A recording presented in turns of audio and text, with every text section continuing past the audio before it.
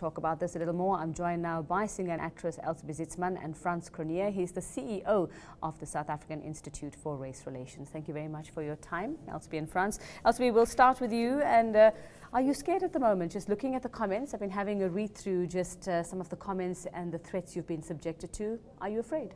No, I'm not afraid. You know, very many years ago, in fact, when I was a matric, my parents moved to the border and lived in a war situation. And I had to make up my mind then whether I'm going to live in fear or not. I decided not to live in fear. And I have ever since tried not to live in fear. And I'm trying very hard not to be intimidated by this. I stopped reading the abuse on my Facebook page 2 nights ago already. I stopped reading it when there were about 200 comments. I saw last night there's 1,200 now. There was about 63,000 hits on the page. So no, I'm not living in fear at all. Those kind of threats, I actually don't really know what to make of it. The language that is being used, the things that is wished on me, and more importantly, what I can say is that if there's any fear in me, then it would be for my children. I have 5 children that I care for financially. 4 of them are permanently in my foster care. And there's been some vile things said about them. And I have been accused of receiving state money, which the children never see.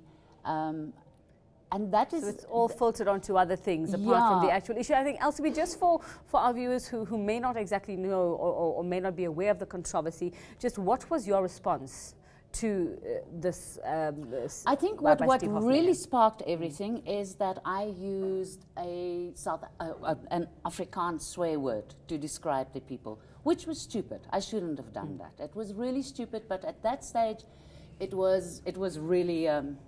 I was feeling incredibly strong about it. So I made a mistake by using. But you stick by the sentiment, though. I absolutely stick by the sentiment. There's no ways I'll go back on that. But I did make a mistake by using a swear word. I could have used a better word. All right, but you still stick by the criticism. Frans, absolutely. I just want to know from you, this reaction that Elzabe has been subjected to, is that a normal reaction to a kind of comment that she's made, or her reaction to what Steve Hofmeyr did at the festival? Look, it's a shocking thing, the types of things that have been said about Elzabe and the threats and so on. And I think the point we'd like to make is that Steve Hofmeyr's right to sing the stem must be defended. These are dangerous times for free speech. Talk of journalists being licensed, provocative cartoons, cartoonists being sued, the Spear saga, the same thing. So defend Hofmeyr's right to sing whatever he likes, where it doesn't border on incitement to violence, and his supporters to sing along with it. Was this not his right for freedom of expression? It was his right for freedom of expression.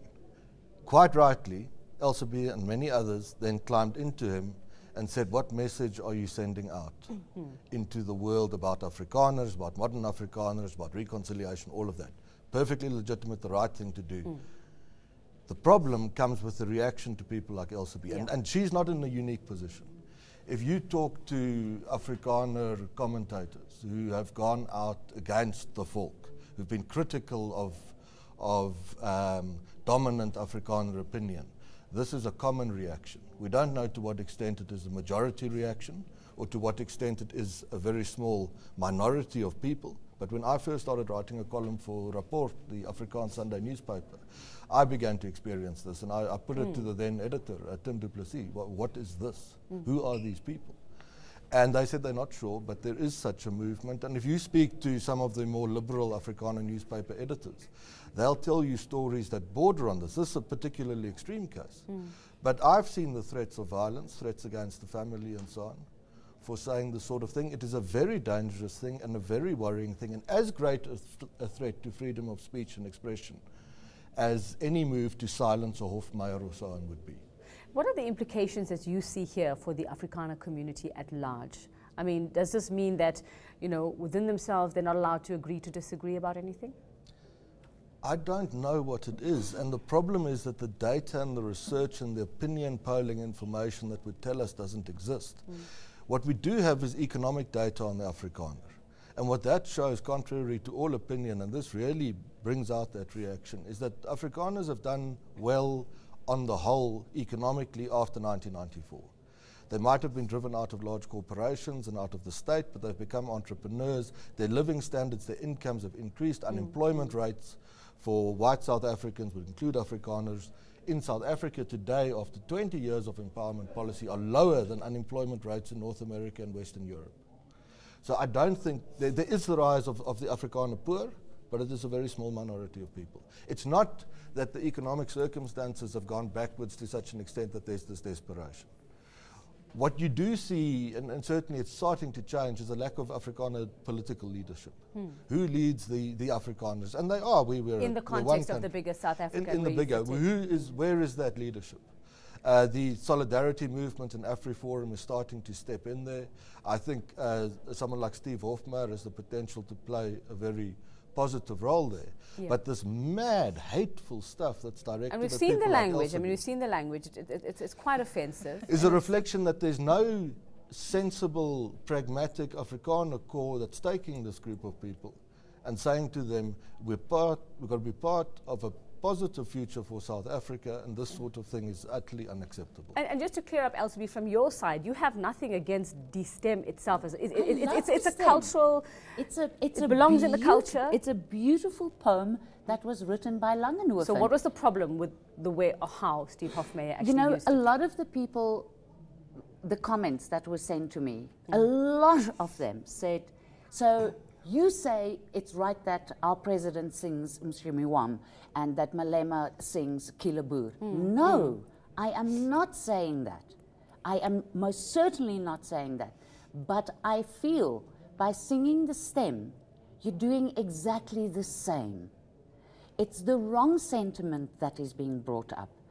And our president and Malema, all of them also claimed it's part of their culture.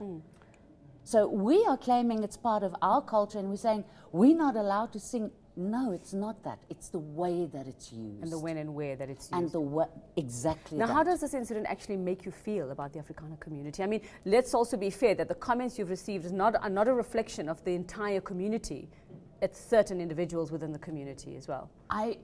You have to also take in consideration that I have also received an enormous amount of support from people that I respect. I truly do not have a lot of respect for those people that wrote those things and have threatened to kill me and do my children harm and. So I truly don't have respect there, but there's an enormous amount of support from my family. My 86-year-old mother that said to me last night, jy het nou 'n klip in die bos gegooi. And then she said, no, you didn't. Dis 'n rots wat jy ingegooi het. And I said, you know, Mom, that is the way that you, as a very old Afrikaner generation, you brought me up to stand up for what I believe in. And you brought me up not to be a racist. So it's actually your fault. And that's really all it's all about. Blame it on our mothers. Very quickly, Frans, before I let you go, just what's the lesson here? Well, I think it's an early warning that perhaps, and we don't have the data to know, perhaps opinions are starting to harden. And if the first 10 or 15 years after 94 heralded a coming together of people, I think we're seeing a hardening of a white and a black nationalism on both sides of the debate, and people are starting to drift apart. And that's worrying. That's worrying.